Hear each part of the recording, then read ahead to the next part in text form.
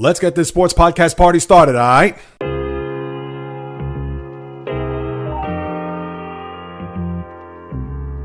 The JAYREELZ podcast. What is happening, my good people? Greetings. How are you? How's it going? How's everybody doing out there? What is the latest and greatest? Hope everybody's doing well, feeling fantastic, in excellent spirits. Hope springs eternal as a new baseball season is here. We get closer to crowning a champion in college basketball and everything in between as the latest podcast is about to go down as this is the JAYREELZ podcast with your host, JAYREELZ. For my first timers, welcome aboard. And for those who've been banging with me going back to the very beginning, somewhere in the middle, even as early as this morning. Yes, this morning, because I did put up the 2025 Major League Baseball preview. I'll get into the weekend, the games today, etc. in a little while. I have to talk about college basketball first. But for those who are unaware, if you woke up this morning and if you do subscribe to the podcast on Apple, Spotify, etc., and even on the YouTube channel, if you notice that there was a little reminder or even a bell that rang where you said to yourself, wait a second, JAYREELZ put out a Major League Baseball preview? Well, of course, on YouTube yesterday, I did have a live stream every Wednesday. You want to go there, 12 noon Eastern time. And I did my entire baseball preview there. So if you want to know soup to nuts about the upcoming season, please go check that out. But if you haven't been able to listen to it, considering that I just released it this morning on the audio platforms, although you do have video on Spotify, but you definitely want to go back and check that out as you lead into the games, which will start this afternoon at 3 o'clock. So by the time that this posts, you'll probably still have an hour before the season begins. And therefore, you can get your feel of what's going to happen here as we get ready for the marathon of 162 games into October. But we'll talk more about baseball then with college basketball, the Sweet 16, and let's see if we can get some madness going on, because although we got a little bit of that on Sunday with the Colorado State-Maryland finish and a couple of other games sprinkled in Saturday and Sunday, now we're going to get to the meat and potatoes, and with all the one seeds that are still there, I'm going to look at it from a big picture from the jump. Now, with those one seeds, we haven't seen 4 one seeds get to a Final Four since 2008. That was the year where Kansas beat Memphis in that crazy game toward the end, as you all know, the Mario Chalmers shot to push it into overtime, etc. But you have to wonder whether or not these 4 teams that right now have momentum, and I'm sure that they could not necessarily taste it because they have to go through 2 games before they could cut the nets down and then possibly meet in San Antonio for a Final Four, which will be a week from this Saturday. But I would think there is a pretty good chance that 4 one seeds could come out. Now, do I think it's going to happen? Absolutely not, because the odds, although this is a very top-heavy tournament, as I talked about last Thursday, previewing the tournament, I know that there's going to be one team that's going to wear either a glass slipper or one that's going to certainly throw a wrench into the whole system to where you may get 2, 3 one seeds, but there's going to be one that's going to show up to say, we're not going to be the ones to let 4 one seeds walk right through the door and into San Antonio. But now as we get a chance to see whether or not which one of those teams in each of the regions that are going to come out of that, and I'm going to start with the West, which to me I thought was the toughest, then go South, then Midwest, and then obviously to the East. But maybe I should go in order of the games being played tonight and so on. It's easy to go that route, and maybe I should do it from that regard, only because you have Duke and Arizona that are going to play tonight. And the only reason why I guess I haven't touched on that is because we would think that Duke, I feel like they have a literal cakewalk to get to a Final Four. Now, granted, whether it be Arizona, whether it be BYU, or even Alabama for that matter, I'm sure they'll have something to say about that. But think about this. When you have 2 teams that play in the Mountain or even in the Western time zone, or the Pacific time zone, and even though that falls right in the middle, especially when it comes to Arizona, but to think they have to travel east to play these games. And it's even ironic when you have Maryland, and it would have been St. John's, but obviously they're out. Maryland, who could have been in the East, has to go out west to play in San Francisco in that region. So you can look at the committee saying, why did they screw that up? But be that as it may, that's old news. But how I look at it is that with the 2 games here tonight in the East, and I guess I'll go that route and then go west, etc. But for the Blue Devils, they have it all right in front of them. We would think that it's going to be not necessarily a cakewalk, But considering that this is, in essence, a home game, despite the fact that it's a few hundred miles north of Tobacco Road and North Carolina, for them to have to come up here to Newark at the Prudential Center, where you know the Dukies are going to flock north and invade Newark, New Jersey, to the point where it's going to be, in essence, a home game for the Blue Devils. And for Arizona, I think this is going to be tough sledding for them here tonight in the second game of the two. And I'm putting all the emphasis on Duke because a lot of people think with Cooper Flagg and what he's about to embark on here to see if he could get to a Final Four and maybe even win a national championship for a school that hasn't won a championship in 10 years when you think about it. And for he, as well as a player that's on the mend that could be suiting up tonight, and the one Malik Brown who will bring some defensive intensity. I think, again, whether he plays or not is not the point, but I think even with Brown coming back in the lineup, that's going to be an extra lift to see what they could do to throttle Arizona, especially on the offensive side of the floor. And not to say that Arizona can't win this game. I'm hoping that Arizona wins. I cannot root for Duke. I can't stand Duke, to say the least, but I really believe that they will get to an Elite Eight game. And who they may face, would it be interesting if they go up against what's right now one of the two Cinderellas that are left, BYU. Let's see whether or not if they could be a high-flying carnival act with the way they score the basketball, led by Richie Saunders.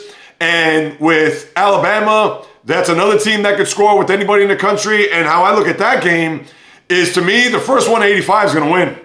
And that may not even be a guarantee, because the first 85, it could be 85-84, and then you could pretty much roll the dice to see who could come out on top there. So I think Alabama, can they get out of this game? I think they can, of course. I mean, obviously they're a 2 seed. Now, I picked BYU to come out of this region. So I have some vested interest in the Cougars, although I'm not a BYU fan. I'm not going to sit here and say, oh, I got all my money on them, and I'm just doing this for fun when it comes to my brackets when we take a big giant look at this tournament. But when BYU and Alabama will be the first game tonight there at 7:09, who knows? That could be one for the ages, even though it's a regional semifinal. But that could be a game certainly in the 80s, maybe even into the 90s, and it could come down to a final possession to see who's going to advance there to face, in all likelihood, we would think, will be the Duke Blue Devils. So that's not to knock Arizona. That's not to say they don't have a shot or don't have a chance to come ahead and upset Duke en route to playing in a regional final. But I think Duke's going to come out of this, despite the fact that I would hope that BYU could be that team, or even Alabama for that matter. But because I have my brackets, and I screwed that up the other day, so I have to raise my hand high in the air because I have it digitally here on my screen to where I had my Final Four and I had it all screwed up as far as who's going to play what in a Final Four. I think I mentioned Florida and Duke, which is really Florida and Tennessee, because I have the Volunteers going to the not only Final Four, but also to the national championship game. So for whatever the reason, as I'm scrolling and trying to find my print of the bracket, I was all out of whack. So if you listen to Monday's podcast and on top of that Thursday, and you say, well, wait, JAYREELZ, this was your Final Four then, so now all of a sudden your Final Four on Monday is this. So one more time, you know I hold myself accountable, and you know that I'm going to be transparent. I'm not going to be sweep it under the rug. So that is just a terrible job on my part. So my bad there for those who listened to those last two podcasts and you're wondering, JAYREELZ, what the hell are you talking about here? So that I owe you guys and gals mea culpa. So that's what you have in the East. And then tonight out West, now I guess I could get into that, where Florida and Maryland will go up against one another. And we know Florida came out of that game against UConn huge with Walter Clayton Jr. and his heroics there in the final stretch of that game. And then Maryland, what a good run for them. We talked about the walk that should have been with Derek Queen, but obviously they didn't call that, for them to beat Colorado State. And now here's what you have. Now Maryland, I think, could put up a good fight against the Gators. But the thing is, their starting five, as excellent as they are, they don't really have a lot of depth. So that's where I think they're going to suffer here in this game against the Gators. And a lot of people think the Gators could go on and win a national title, despite the fact that Auburn is your #1 seed throughout the tournament. And then a lot of people are going to look at Duke and Cooper Flagg as arguably being the best player in the nation as of right this moment, although Walter Clayton Jr. will have a thing or two to say about that. But I feel that Florida, they're going to come at Maryland in waves, and even though they're going to have to play their starters some big-time minutes, is that going to be enough to push pedal to the metal to get past Florida and play in a regional final? I think that's asking way too much for the Terrapins to do so, although I think it'd be a very good game. But I think Florida will prevail there. And then in the other matchup between Texas Tech and Arkansas, we know Arkansas's route here, beating St. John's there on Saturday to get to this point. And Texas Tech, although they beat Drake, and Drake, of course, was game, but the Red Raiders were able to prevail there. And to me, this is the other Cinderella that's left, along with BYU, considering a lot of these seeds that are left are either 1s, 2s, 3s, and 4s. I mean, that's how it is, where I mentioned last Thursday, as well as just earlier, this is a very top-heavy tournament. So Arkansas, can they get past Texas Tech here? I think they can. Whether or not they will, of course, that's another thing. And Arkansas, they look like they could get possibly one of their big players back, which would be interesting for them as they try to continue this magic carpet ride to get to a regional final, and even, dare I even say, beyond that. And remember, this is Coach Cal's first year in Arkansas after all those years at Kentucky. So we could really get into how they could possibly perform here and maybe be that one team, despite the fact with Coach Cal's resume and his reputation, etc. But if they do get back Adu Thero, although his status is up in the air, but that would be a huge boost for Arkansas to see if they could get past Texas Tech. And I would think Texas Tech is going to win. I actually had them going to face Florida in the regional final. So we'll get to see what's going to happen there tonight. The first game, Florida, Maryland, 7:39. And then you have the nightcap there with Texas Tech and Arkansas at 10:09. And the games in Newark, the previous games that I mentioned with Maryland, Florida, Texas Tech, Arkansas, that's going to be played in San Francisco at the Chase Center. And as you know, in Newark tonight, 7:07 or 7:09 and 9:39 is the East region with BYU, Alabama, as well as Duke, Arizona. Now, as far as the other two brackets with the South, and I'll start there. Auburn, as we all know, the consensus number one going into this tournament, going up against Michigan. And I'm sure the state of Michigan is hoping for a Michigan State regional final, which would be a lot of juice for that area. I don't know what it would be for the rest of the country, although you'll have Tom Izzo, and a lot of people are going to have that sentimental favorite to see if he could get back to a Final Four, especially on the heels of the 25th anniversary of their last championship, as you well know. But Auburn, I think that they're going to be on a mission here. They're a one seed that obviously came into the tournament limping a little bit, losing 3 of the last 4. Obviously took care of Alabama State. No shock there. Creighton, although a good game, but they were able to come out on top there and win by 12 points. Now, whether or not Michigan is going to be able to withstand Auburn as far as how they're going to play, and we know Auburn likes to play a little bit up-tempo, and Michigan, they're going to be more close to the vest.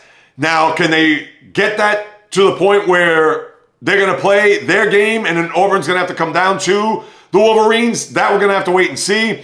But I think Auburn is going to come out on top here, and they would advance against Michigan State. And, of course, I did pick those two schools to go up against one another in the regional final. And for Michigan State, Ole Miss, now they've had a great run here, beating North Carolina and then Iowa State as they upset them. Now, I understand they're a 6th seed, but they certainly are playing very well and are coming into this game, maybe not so much as the Cinderella, such as BYU and even Arkansas, because they play in a conference, as you all know, SEC, best one in the nation. And we all know that 7 of the remaining 16 teams that are here are from the SEC.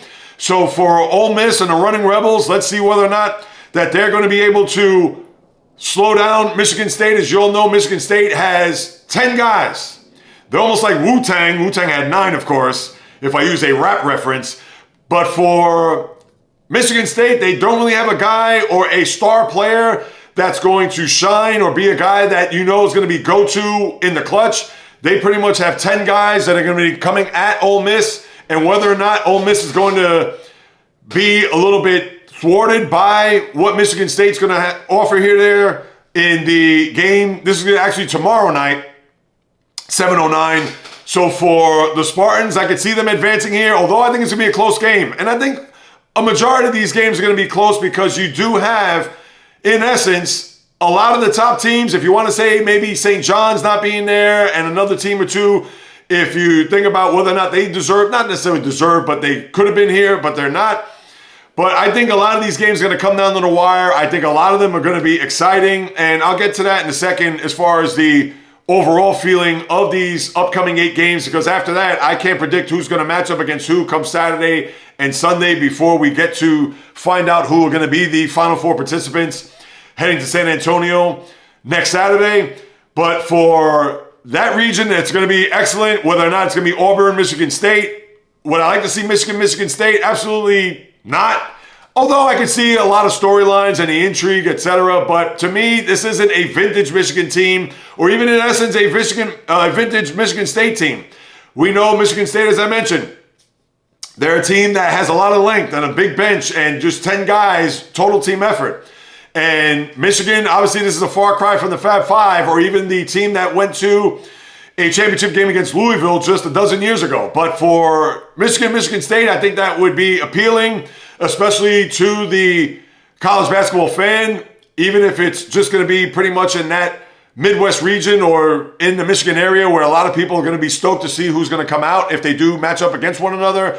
But I would see Michigan State prevailing and going up against Auburn, so we'll have to wait and see what's going to go on there. And then lastly, with the Midwest, Kentucky and Tennessee. Now, Kentucky has beaten Tennessee twice this year, and the story is whether or not they can do it a third time. Now, we know Tennessee has a very good defense, but Kentucky's been the only team this year that has shot 50% against Tennessee in the 2 matchups, and in all the matchups that Tennessee has faced their opponents throughout the course of the season. So, can Kentucky win a third game? I think it's going to be difficult. I think it's going to be even tricky because, you know, in the back of their minds, Tennessee's thinking, there's no way they're going to beat us 3 straight times. I could see Kentucky winning this game. By any means, I can't see, this is going to be a shoo-in. Kentucky, they're probably not going to, they're going to play with that same intensity, but not to the standard of the way they played in the regular season, because as we all know, there's a different beast. But I really think, as much as Mark Pope is going to have his guys ready and also prepared to the point where it's like, hey guys, we may have beaten them twice in the regular season, but there's no way that that's going to be an automatic here come tomorrow night, that we're just going to show up there on the floor and think that we're just going to walk out of here with a W and onto the Elite Eight. That is not going to be the case, and I'm sure he's hammering that point home to the point where don't read those press clippings, that we've beaten them twice and that we've shot well against them, etc. But I like Tennessee going on and advancing here. And in Houston and Purdue, we know Purdue went to the final last year. I understand no Zach Edey, but they know their way around here, especially their coach, Matt Painter. And in Houston, Kelvin Sampson, let's see what he could do. He's been a very good coach, but he hasn't been able to get to that point where he could get his team to the mountaintop, or at least close to it. And now they have a good shot. And what I think is going to be a very competitive region, because even if it does happen to be whether Houston, Kentucky, or even Houston, Tennessee, there's no guarantees there. I picked Tennessee to come out of this region, and obviously we can't go past tomorrow night to see whether or not out of Sunday's matchup, whether Houston does advance, and if they do end up playing Tennessee or even Kentucky for that matter. Obviously, it's you can't really speculate whether or not, if it's against Kentucky, this is what's going to happen, or if it's against Tennessee, that's going to happen. We're going to have to wait to see how this is going to develop. And I think overall, these games are going to be highly competitive. Obviously, that's not going out on a limb. But I think you're going to get a lot of games here where we would have hoped on Thursday and Friday of last week that we would have gotten the drama, the suspense, the intrigue, etc. And we didn't really get that last Thursday, Friday. Not so much Saturday, a little bit more on Sunday. But I think you're going to get a lot of these games. And who knows, with 8 games in the next 2 nights and then 4 over the weekend, you could get 2 handfuls probably of games where it's going to come down to, if not the wire or last possession, but you may have it to a point where a team may go away in the final minute or so to the point where they end up victorious. So we can't wait for it. It starts off tonight. I'm looking forward to it. Of course, we'll digest it and regurgitate it all on Monday's podcast. And in fact, I'll have a programming note at the end. So just keep that in mind and stay tuned for that. But for the Sweet 16, it is just about here. Looking forward to it. And I hope you are as well, as we advance here in the March Madness NCAA tournament. Now I'm going to stick with basketball. Again, I'll save baseball maybe after I talk about basketball because then we have hockey, NFL. I got to get into that with the quarterback situation. And now the last man standing who could end up on my favorite team. So there's just a precursor of what's to come. So now let me get to the pro circuit. I know the news out of the week here with the Buck guard, Damian Lillard, as I keep my high tops on. Just an unfortunate incident, and the second one this year for the NBA, considering Victor Wembanyama had a blood clot in his shoulder, so they had to shut him down for the rest of the year. And with Lillard, they found a blood clot in his right calf, and that's a calf that's been barking at him periodically throughout the course of the year, and now it's been discovered that he has this issue where he's going to have to sit out indefinitely. Now, who knows? Does that mean the rest of the regular season, which you could pretty much, I don't want to say forfeit, but the odds of them maybe getting that 4 seed in the Eastern Conference, which would have brought them a chance to have home court in that first round, I don't know if that's going to be the case. We'll have to wait and see as I'll get through the standings in a moment. But for Lillard, who has played well this year and kind of under the radar, considering that the Bucks had that very slow start, if you recall, and then they got themselves back on track to the point where they made a nice run. Now, they're not going to go as high as 3 in the conference, but like I mentioned, they could get a 4 seed, secure a first round home court advantage for them, which in essence would be a small victory for the Bucks considering where they were early on this season. But to have Lillard out and a big gun to their offense, that is going to be one that if they don't get him back in time for the postseason, that is going to be just another death knell for this organization. And when you think about it, 2 years ago, minus Damian Lillard, when Giannis went out in Game 1 against the Miami Heat, and I believe he also had a calf injury, he was unable to come back until Game 4 when they were already down in the series 2-1. And if you remember, they had a 13-point lead with 6 minutes to go where Giannis came back after a 2.5-game absence, and that's when Jimmy Butler went crazy, and he had some questionable coaching decisions there late in the game by Mike Budenholzer, which propelled the Heat to not only win that game, but then also some boneheaded coaching decisions in the Game 5, which was the finale for the Bucks, where the Heat, as an 8 seed, ended up beating Milwaukee and advancing to an NBA final that year. And then last year, you had Giannis hurt in that game against the Celtics almost a year to the day. That would be this coming Sunday on a nationally televised game where he hurt his calf. A lot of people thought maybe he blew out his Achilles. That wasn't the case, but it had not healed to the point where he was unable to play in the first round series against the Indiana Pacers. And we know that the Pacers won that series. And then Lillard, who did play, had to sit out. And I don't know if it was a calf, that same calf, or an ankle injury, but he had to sit out. And the Bucks were in shambles at that point to where they lost in 6 games. So the last 2 postseasons have certainly been one and done for a Buck team that certainly with Giannis still at the peak of his powers. And even with Lillard coming onto the team last year, and there was obviously a huge disconnect with Adrian Griffin as a coach. They dismiss him, Doc Rivers. We know the whole history. And now you have a scenario where Lillard is going to be out, and hopefully he can get back before the end of the season. Now, the season's going to end 2 weeks from this coming Sunday. So it's not as if there's a lot of time left in this regular season for him to kind of kick back, rehab, get himself ready, and that the playoffs are going to start at the end of April into May. They're going to need his turnaround pretty quick. When you think about it, the playoffs begin 3 weekends or 3 Saturdays from this coming Saturday. So, all right, 3 weeks could be enough time, but again, it's a blood clot issue. That's certainly something you're going to have to really proceed with caution and take care. And he's already on blood thinners to kind of get that straightened out so he could get himself back on the court ASAP. But what this does for the Bucks' chances of going deep into the playoffs without him is certainly going to be enormous. And I don't think they'll get out of the first round without him, despite the fact that even if Giannis could play at the MVP clip that he's playing at, averaging 30 and 13 rebounds a game, etc.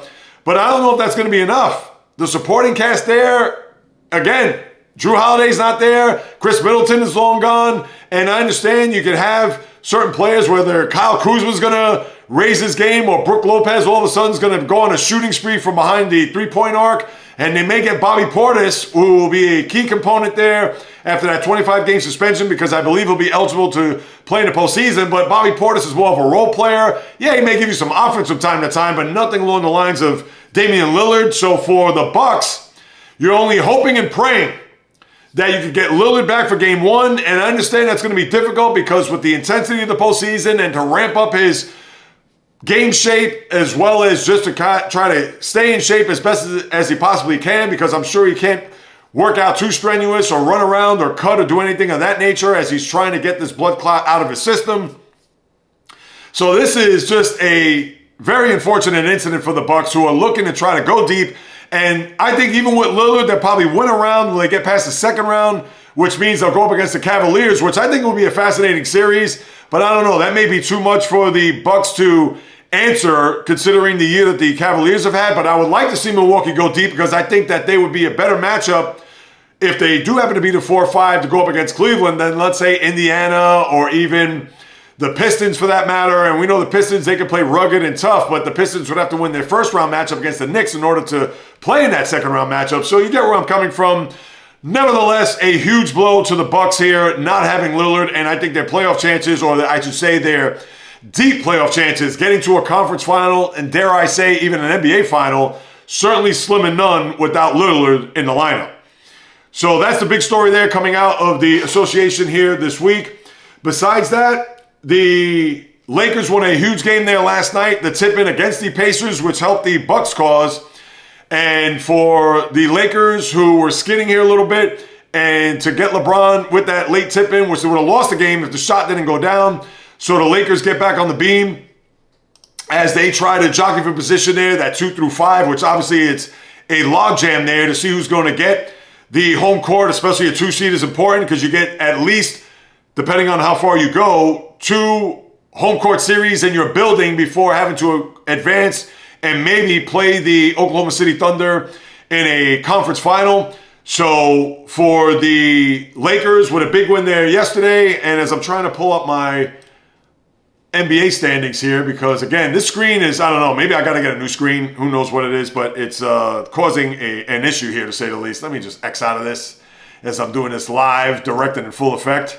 Maybe not live for you guys and gals because this is recorded, but you get where I'm coming from.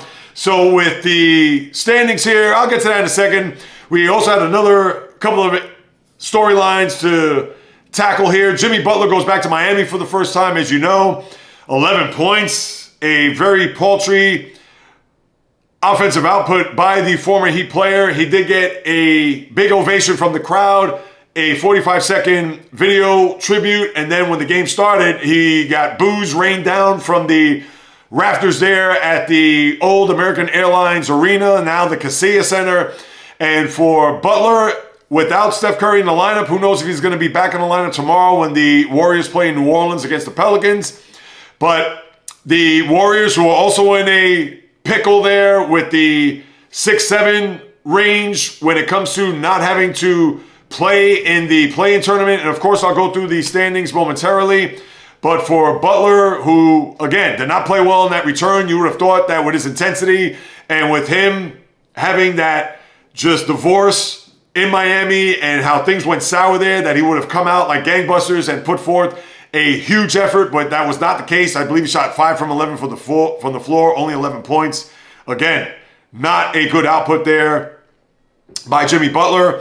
But for the Warriors, let's see what's going to happen there as we get deeper into this season with about 10 games left to go. And then you had AD return, which was good for the Maverick fan as he played against the Brooklyn Nets and not play the following night against the Knicks there at the Garden, and he actually contributed, only played about 23 minutes, but he did give you, I believe, 12 points, 6 rebounds, did give you a little bit of a defensive effort, but you know he's not going to go full bore, despite the fact that they're fighting for that 10 seed there out west.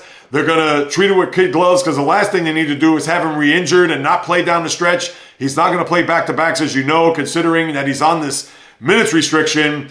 But for the Mavs, as we have talked about here, it seems for almost 2 months, how the organization has just gone awry and how they're literally fighting for their playoff lives, although they're not going to stand a chance when they get to the big body of work, if they do happen to get to that. But considering that Sacramento's been in the free fall and they're just a game behind them. Granted that the Mavericks are currently in the 11th spot, where Phoenix is 10th, and then Sacramento is 9th, all separated by a half game. Sacramento 35-37, Phoenix 35-38, Dallas 35-38. So that is going to be a fight to the finish, to say the least, and that's going to go along with the Clippers, Warriors, and T-Wolves, as they're all separated by a half game themselves. Clippers currently have the 6th seed. They beat the Knicks last night at the Garden. They're staying in town as they'll play the Nets tomorrow night in Brooklyn. And then the Warriors are 41-31, same record as the Clippers. And then Minnesota's 41-32. So think about this. The West, from 2 through 5, Houston, Denver, LA, Lakers, and Memphis, those teams are separated by 2.5 games. I know the Rockets have a little bit of breathing room. Not much, 2 in a loss, but a game and a half ahead of Denver. But with Denver, Lakers, and Memphis, they are all separated by literally a game, but they all have 28 losses, which means that the Lakers have 2 games in hand, which bodes well for them, because both Denver and the Grizzlies, as a matter of fact, I take that back. The Lakers and Grizzlies have 2 games in hand on Denver, because Denver is 46-28. Lakers and Grizzlies are 44-28. So that is also going to be a jumbled mess as we get to the final stretch of the season. The East, not so much, as I talked about there. Now the Bucks are actually 6th in the conference. And that'd be interesting if they play the Knicks in the first round. I like to see Pistons-Knicks, if you ask me, and a rematch of Indiana and Milwaukee from last year. But you have Pacers, Pistons, and Bucks all separated by 2 games. Pistons 2 behind in the loss of Indiana. So right now they look like they're in good stead with 10 games to go. And then forget about 7 through 10. I'm not going through Atlanta, Orlando, Chicago, Miami. When the season ends, wake me up and we'll decipher and break it all down from there as far as their matchups when we get to the play-in tournament, which will be 2 weeks from this coming Tuesday. So we'll keep that in mind. And that's what you have there out west. Anything else besides that here in the association? Let me take a look at the schedule, of course. We want to peek at that before we move it along. Schedule here tonight. You have Dallas at Orlando. Games that matter here, people. Atlanta at Miami. Again, the dregs of the 7 through 10 in the East. Bulls host the Lakers. Memphis at Oklahoma City. Good game there. Houston at Utah because they're the 2 seed. And yeah, that's what you pretty much had there. Tomorrow night, an NBA, and no TNT tonight because obviously with the tournament, just an NBA TV game, which is Dallas at Orlando. The NBA TV game tomorrow is Phoenix and Minnesota, all right. Knicks and Bucks in Milwaukee. So just like I talked about, Milwaukee currently at 6, Knicks at 3. So there's an early preview of what a first-round matchup could be there in the Eastern Conference. As I mentioned, Clippers in Brooklyn. Cleveland at Detroit. Golden State in New Orleans. You don't really have much here with the NBA, as right now it's in the clouds, hiding behind the tournament. Saturday, Sacramento and Orlando. Oof. Lakers at Memphis. Indiana at Oklahoma City. Good game there. And that's what you have. And then Sunday, Clippers in Cleveland. Atlanta at Milwaukee. Detroit at Minnesota. Houston at Phoenix. That is it in your 2 NBA TV games over the weekend. 8 o'clock on Saturday, Boston at San Antonio. And then a double dip on NBA TV. Portland at the Knicks, followed by Houston at Phoenix. And that is your NBA here as we head into the final weekend of March. All right, now let me lace up the skates. Let me see. Is that it for the NBA? Let me just double check here. Yeah, that's pretty much it. Should I get into Celtic City? I'll talk about that more on Monday. How about that? Yeah, I'll talk about that more on Monday, even though I did watch the latest episode there, which Bird's arrival. And yeah, I'll unpack that then because I want to move on to other things. National Hockey League, Alex Ovechkin's getting closer, people. And for the grade 8 to get to a point where now he's just 6 goals away from eclipsing Wayne Gretzky all-time on the NHL's goal-scoring list. Of course, we all know, huge accomplishment. But now with the Capitals, and as I mentioned there on Monday's podcast, as the games start to dwindle down and he has 11 games to get 6 goals, to me, he's going to have to get a multiple goal game here along the way. If not 1, 2 for sure in order for him to get it. And not that that's a guarantee, people. Obviously, that's just an observation. But if he goes, let's say, the next 3 games without a goal, and now there's 8 left, he's going to have to get 6 goals in 8 games. And now he's going to definitely have to put up at least 2 games, multiple goal games, and you would hope one of those games he'd have a hat trick. So, yes, he can spread out the goal scoring spree, if you want to call it that. If he gets a goal every other game, he'll be perfectly fine, but he'd have to score tomorrow in order for him to, or whenever the next game is, he'd have to score in his next game. How about that? In order for him to keep at pace, he doesn't want to go in 6 goals with 10 games to go, because then, as I mentioned on Monday, the pressure will mount. He'll squeeze that stick a little bit tighter. His teammates are going to try to feed him the puck every 5 minutes, and you know when you try to force things and not have the game come to you, that's when the situation for him to try to get that extra goal, or for him to try to get that goal to get closer to Wayne Gretzky, is going to just fall by the wayside. So for Ovechkin, I hope he gets it this year. I think he's going to get it. I've been saying it all along. But again, even though 6 goals, 11 games, he has time. But he could go into a 3-game goalless streak, and then 6 with 8 to go. Not to say he'd forget it, but he's going to have to get a hat trick and maybe another 2-goal game in the process in order for him to get it. So obviously we'll keep that in mind here as we get down to the final 10 games or 11 games of the season. And his teammate Jacob Chikrin got a big deal, the defenseman, 8 years, $72 million.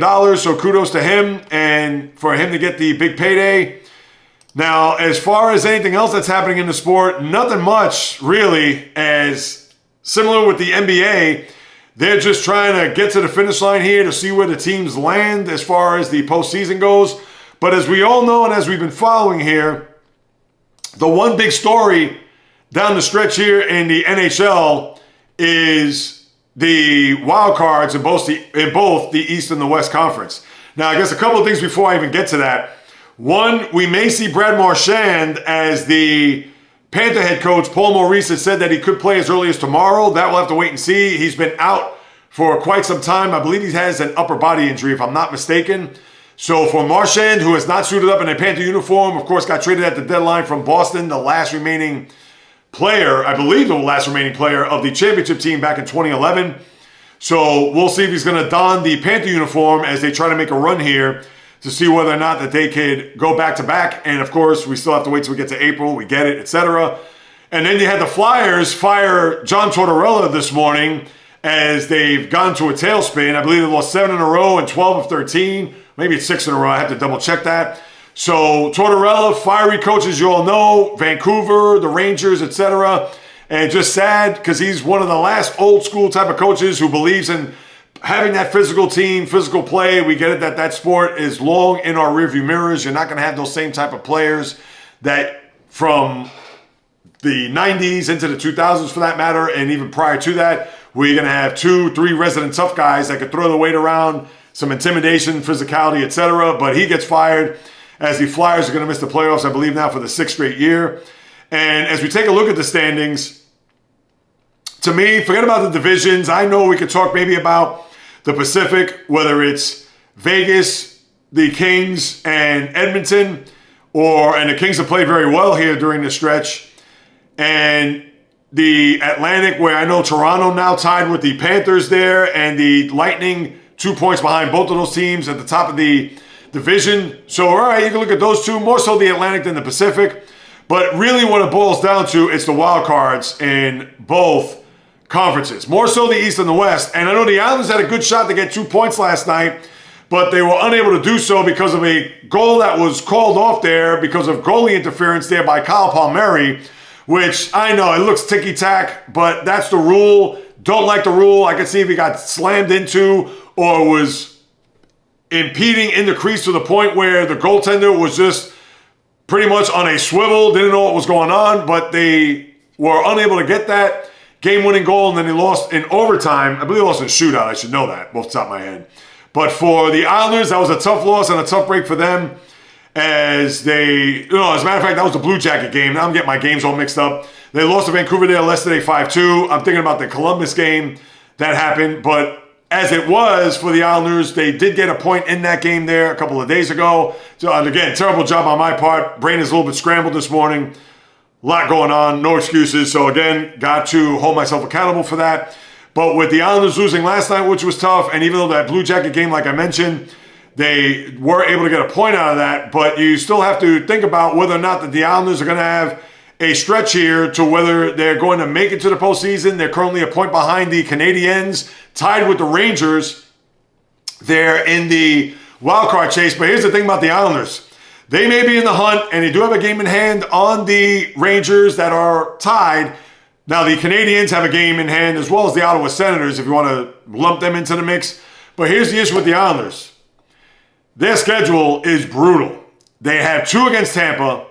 They have 2 against the Capitals. They play the Rangers. They play the Wild, who are also fighting for a playoff spot. They have a brutal stretch. They play the Devils, who are already entrenched in the playoff positioning. They also have to play another tough game along the way. Or Columbus at the very end. Who knows if Columbus is going to be around. They have Carolina here during the stretch. So they have a brutal schedule. So if they're going to get into the postseason, whether as a 7th or 8th seed in the East, they're going to earn it. And right now, with 3 losses in a row, losing these games at home the way they have, even if it has been in overtime, whether it was against the Blue Jackets there the other night, they lost to Calgary to start off this stretch after they won 3 in a row. So I don't know. The Islanders right now, it's looking, I'm not going to go as far as saying it's dire, but it's certainly looking like it's a stretch here, whether or not they're going to make it. But for the rest there, Ottawa, who, like I mentioned, 4 points ahead of Montreal for the final spot there in the wild card. Then you have Islanders at 74, Rangers 74, Blue Jackets 73, Red Wings 72. I'll forget about the Bruins and Penguins for now. That's what you have there in the East. And then out West, you have Minnesota with the top spot, 85. St. Louis has been phenomenal here. They've won 7 in a row, and now they're looking to see if they could get a shot at the 1 seed there in the wild card race, which would be something because the Blues have just been outstanding here throughout this stretch. And if they do catch and surpass the Wild, they will get the 7 seed, which that means they'll go up against Vegas if the season ended today as opposed to Winnipeg. So keep that in mind. But with St. Louis at 83, Vancouver with their win there yesterday as they closed out their East Coast trip there with the Rangers, Devils, and the Islanders.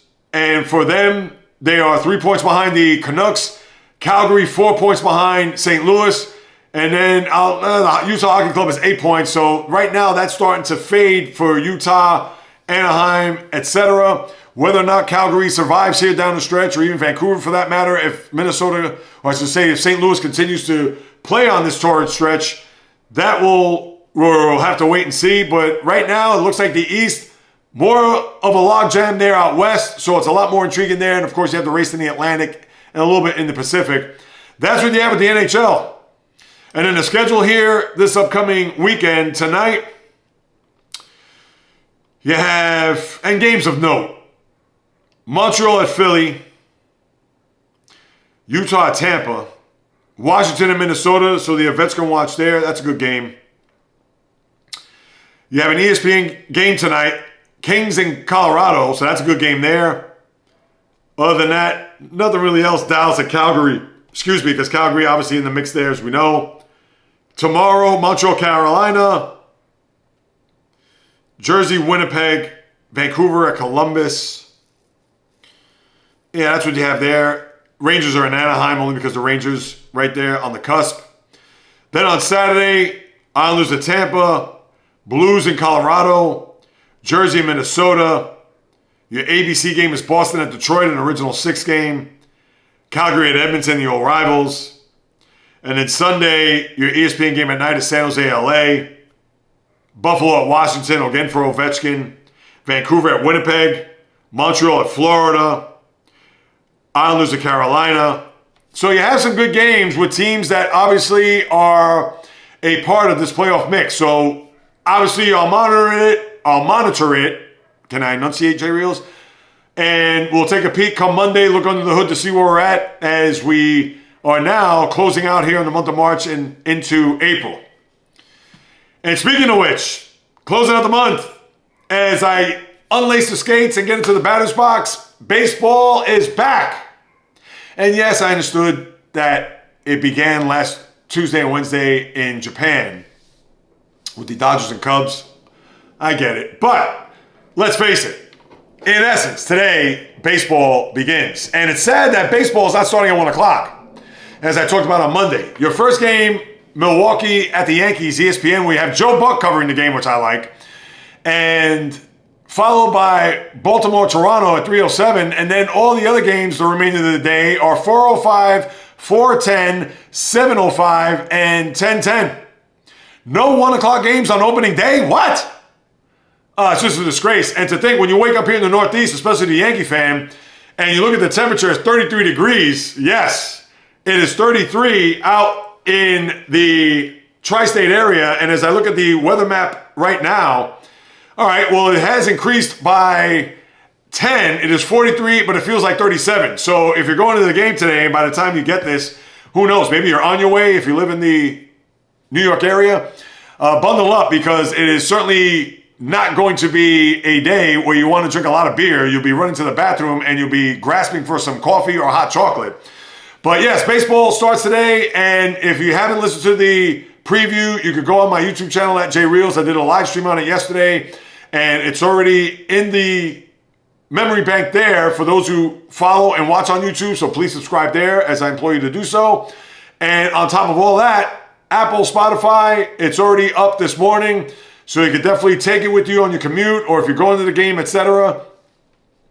So if you could do so, check that out. But you'll get wall-to-wall baseball, all the predictions, over and the win total, surprises, disappointments, breakdown of the divisions, top storylines, World Series prediction, which you may be surprised if you haven't listened to it yet. So definitely peep that when you can. But for baseball here, as we look at the weekend, I just want to talk about the schedule. I'm not going to get into particulars or what have you. But yes, we know Brewers, Yankees to start off the season. Other series of note, Boston and Texas to play the Rangers. That's two teams where a lot of people have them going not only into October, but maybe even deep. A lot of the prognosticators think that the Rangers could get back to a World Series as they did 2 years ago, where, as we all know, they won. And Boston, with a lot of their improvements there to their roster, think that they can actually win a division in certain circles that I've listened to. So that's going to be a good series there to start. Now, nobody's going to care about this series, but I do care about this pitching matchup. In Miami today, Paul Skeens versus Sandy Alcantara. And the reason why I want to see that is because Alcantara, coming off of Tommy John surgery, going up against the young phenom Paul Skeens. And we would think that's going to be a pitcher's duel. But I want to see more Alcantara because the rumor mill is already churning to where it's quite possible that the Marlins, and although they did sign him to a deal a few years ago, now I don't know when it expires. I'm sure he probably has a year or two left on this deal.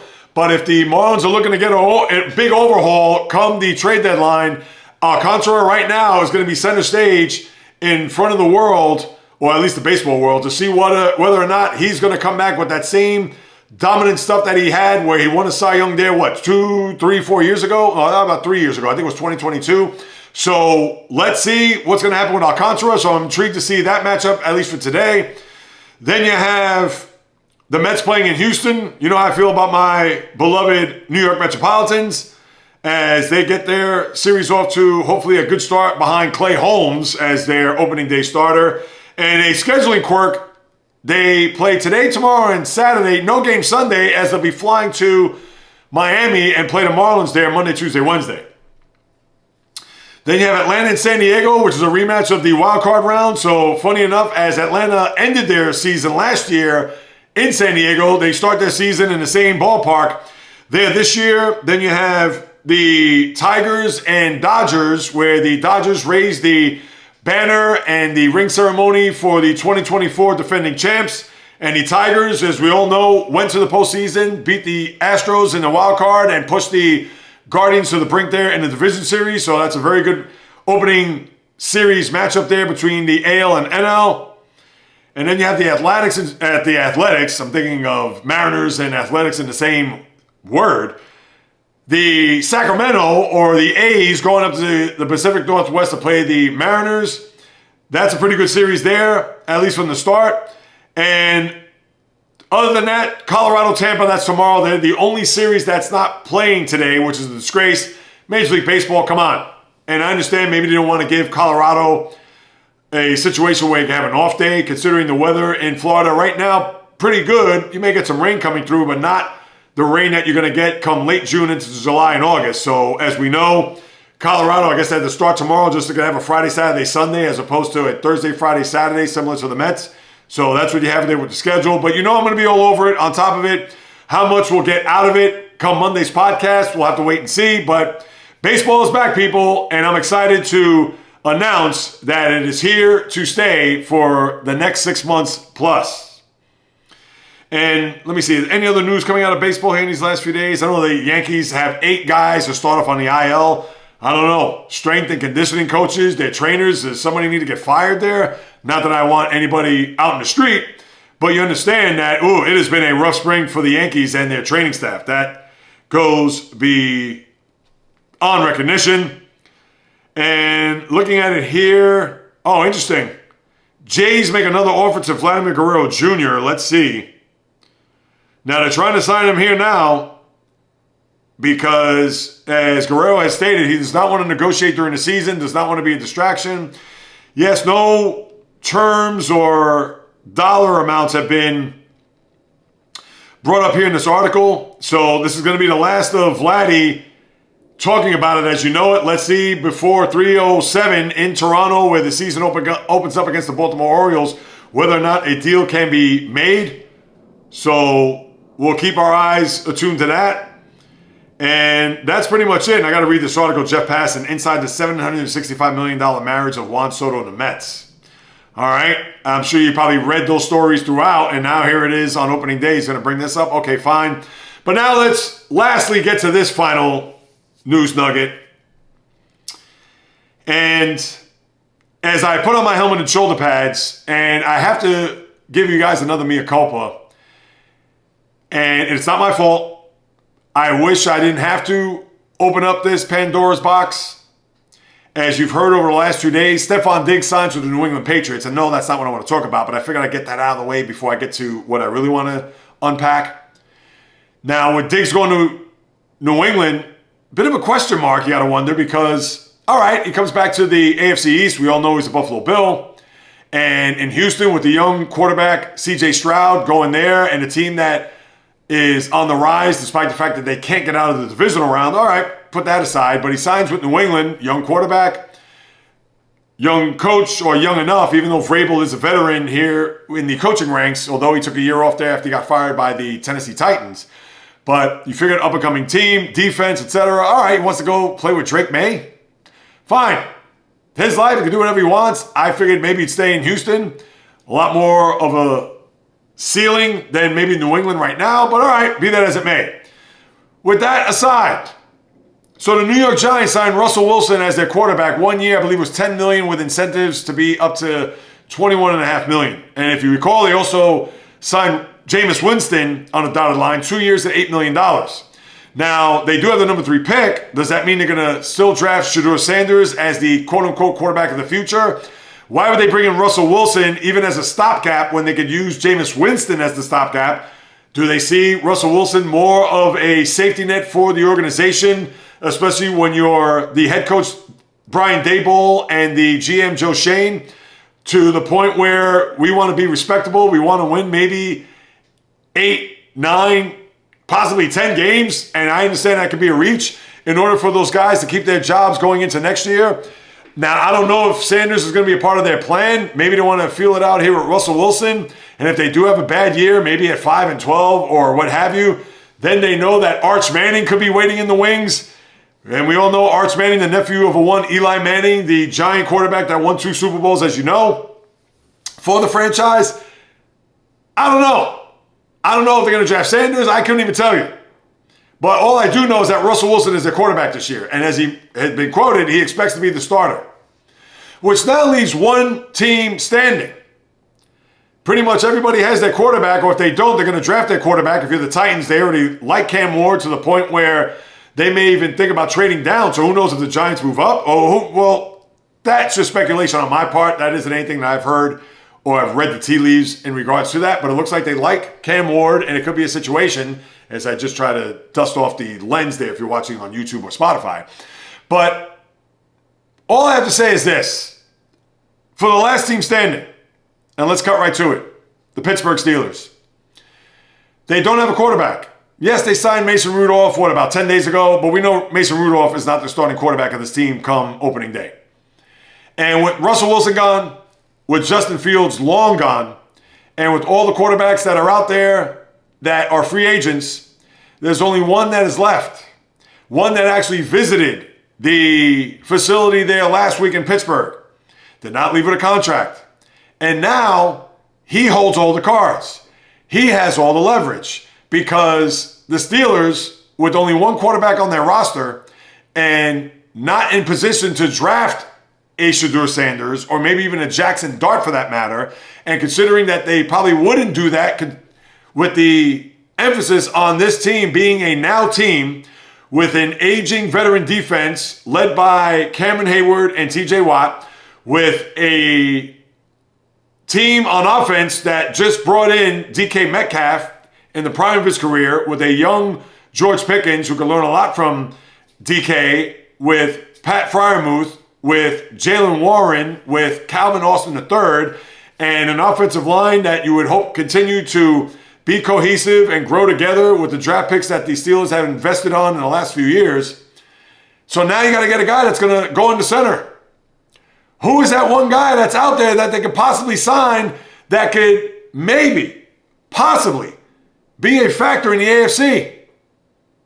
There's only one. And who knows where he is at this present moment. And I had discussed as early as maybe Monday, or I know for sure last Thursday, that I would not mention this guy's name until he signed on the dotted line. But I have to bring him up because as a lifelong Steeler fan, diehard, since 1976, the only hope for the Steelers to be even mentioned with the Kansas City Chiefs, even mentioned with the Baltimore Ravens, even mentioned with the Buffalo Bills, the Cincinnati Bengals, and to a lesser degree, the Los Angeles Chargers and the Houston Texans, etc. They have no choice but to sign Aaron Rodgers. Because unless they're going to trade, which we all know is not going to happen, for someone like Kirk Cousins or someone that has been hanging around on the team for so long, the Will Levises of the world, their last resort happens to be a guy that, let's face it, is on his last legs as a quarterback. Does he still have ability? He still does. But is he going to be the answer in Pittsburgh? And I have to say, right now, he quite possibly may be. But unfortunately, it's their only choice, their only shot. And although Aaron Rodgers is unlikely to go to another team, he's not going to be a backup, as we all know. But whatever dollar amount that the Steelers are going to throw at him, he may say, raise the ante. I want to be able to not attend OTAs. I want to be able to come and go as I please. I am a 4-time MVP, as opposed to the Steelers saying, this is how we run things, this is how we do stuff around here. And yes, he may abide to that when it's all said and done if he does get signed. But this could just be, I won't go as far as saying a disaster, but this is something that now, with Rodgers holding all the chips at this present moment, and the Steelers are going to have to, that game of chicken, they're going to have to blink and say, hey, if we're going to try to get to a Super Bowl, we're going to need you. And then there's going to be the price tag. And where that price tag lands to Rodgers' liking is going to be something that they're going to have to capitulate to, because what are they going to do? They're going to turn their back on Rodgers and then go elsewhere? As I mentioned, Kirk Cousins, Will Levis, Mason Rudolph. No offense, I like Mason Rudolph, but he's your starting quarterback. The Steelers have zero, zilch, nada, no chance of doing anything in the AFC if they don't get Aaron Rodgers in the building. And for me to even utter that sentence, I would have never even thought in my wildest dreams that I would have said that. So, Pittsburgh, you're on the clock. That'll do it, my good people. Another episode just about the books. As always, thank you so much for stopping by, carving out precious time out of your day to listen to what it is I have to say about what goes on in the wonderful world of sports. If you haven't done so, like I mentioned earlier, subscribe, rate, review. Please do so, people. Apple, Spotify, JAYREELZ.com, the YouTube channel at JAYREELZ. Please Go subscribe there, throw me a few stars, write a review just to increase the visibility of this podcast. As we all know, there's so many others out there. Take a screenshot, share it with your family, friends, foes, frenemies, to the good, great, diehard, kook, casual sports fan in your life. Again, independent content creator, blazing a path, trail in this business as a guy that's trying to earn a living doing this. And it's been over a year, so please, if you could do that, I appreciate it. And a quick programming note, I will probably release the Monday podcast super early in the morning, only because Monday is my birthday and I want to be able to enjoy the whole day, although I love to do this. And I've certainly shown up here for 7+ years and for almost 3 years doing 2 shows a week and now doing 3 shows in essence with the live stream. But I want to kind of have the day to myself. So as of right now, chances are it looks like when you wake up in the morning, and that's why I have to subscribe people, you may have that podcast pop up on your phone, tablet, etc., to where you can hit play on your commute to work or as you're making breakfast, etc. So just keep that in mind as we move it along. If you have a question, comment, or suggestion, you can do so at the following: Instagram, TikTok, Facebook, the JAYREELZ Podcast, Twitter, JAYREELZ1, just a number, the old-fashioned way to JAYREELZpodcast@gmail.com. I'll be more than happy to follow up with you guys and gals, because whether you do or do not know, this is what I love to do, people. It's in the blood, it's in the DNA, as I always like to say, talking sports since birth. With nothing but fire, passion, energy, fury, with my thoughts, opinions, critiques, praise, analysis, feelings on anything and everything that happens on the world of the diamond, ice, gridiron, hardwood, golf course, racetrack, tennis court, boxing ring, octagon, you name it. From my lips to your ears, from my heart to your soul, from where I am to wherever you are, the JAYREELZ Podcast always comes correct, direct, and in full effect. From the South Bronx, the South Beach, the South End, to the South Pacific, and all points beyond. Peace, love, and God bless everybody. And until next time on the JAYREELZ Podcast, on the flip, baby.